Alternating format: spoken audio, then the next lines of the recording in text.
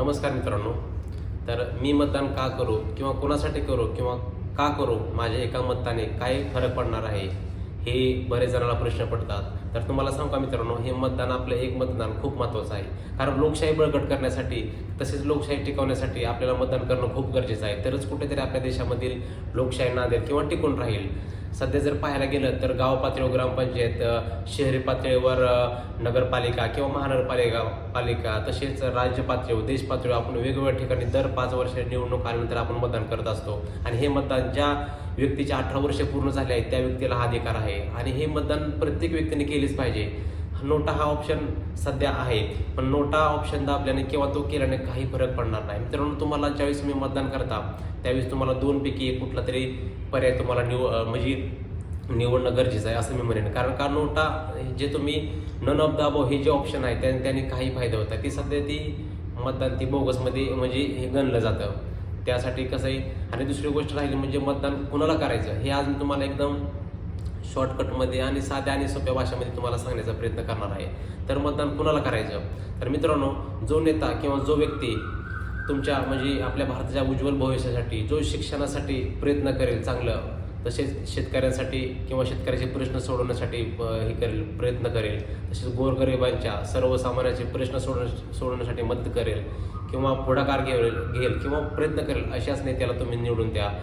तसेच दुसरी महत्त्वाची म्हणजे जो नेता प्रेस कॉन्फरन्स देईल किंवा मीडियासमोर येऊन जे काही सर्वसामान्य जनतेचे प्रश्न असतील त्यांची तो प्रेस कॉन्फरन्सद्वारे उत्तर देईल, अशाच नेत्याला तुम्ही मतदान करा. जसं की असं नको की एका विषयावर लक्ष केंद्रित करून किंवा तो त्या पक्षाचा आहे किंवा तो त्या पक्षाचा आहे, तो त्या जातीचा आहे, तो त्या धर्माचा आहे, अशाला बघून तुम्ही मतदान करू नका.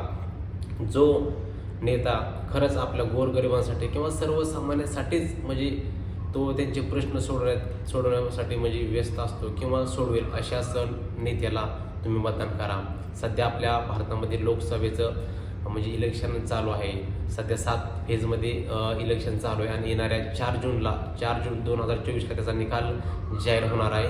तर अशा प्रकारे तुम्ही तुमचं मूल्यवान मत आहे त्याचा कसं आहे बोगस मतदानाद्वारे तुम्ही त्याचा वापर करू नका.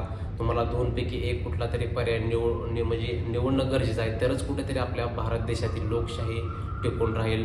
नाहीतर कसं आहे, सध्या तुम्ही तर बघत आहात की सध्या काय परिस्थिती आहे. सध्या आपला देश हा हुकुमशाहीच्या मार्गाने वाटचाल करत आहे. ते तर कुठंतरी थांबवायचं असेल तर आपल्याला लोकशाही बळकट करणं गरजेचं आहे आणि प्रत्येकाला समोर येणं गरजेचं आहे.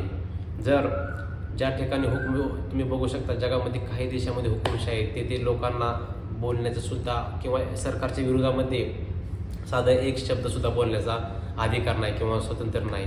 का, तर त्यांना तिथे हुकुमशाही आहे. आणि ज्या ठिकाणी लोकशाही असते ना त्या ठिकाणी लोकांचे हे मूलभूत अधिकार हे त्यांचे संरक्षण केलं जातं किंवा त्यांना हक्क किंवा त्यांना अधिकार असतो सरकारच्या विरोधामध्ये बोलण्याचा. आणि तेच आपल्या सध्या भारत देशामध्ये आहे.